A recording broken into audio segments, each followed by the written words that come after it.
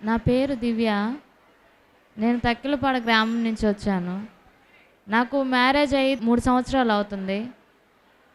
కానీ ఏ హాస్పిటల్‌లో చూయించుకున్నా గూడా నీకు నీటి బుడగలున్నాయమ్మా, నీకు రావడం కష్టము. నీకు ఆపరేషన్ చేస్తే గానీ నీకు ప్రెగ్నెన్సీ అనేది నిలబడదన్నారు. 1 కాదు, 2 కాదు, దాదాపు 20 నీటి బుడగలున్నాయి. నాకొచ్చిద్దని గూడా నేను అనుకోలేదు.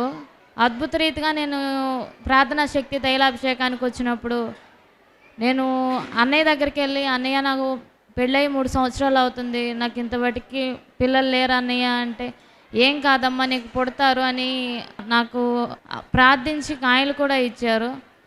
అవి తిన్న తర్వాత 2వ నెలలోనే నిలబడిపోయింది నాకు. దేవుడు అద్భుత రీతిగా నా జీవితంలో కార్యం చేశాడు. నాకు గర్భఫలాన్ని ఇచ్చాడు. అలాగే అద్భుత రీతిగా నాకు చక్కని మగబిడ్డను దయచేశాడు. నాకు మొదటి కాన్పులోనే ఈ బిడ్డను దేవుడు దీవించాలని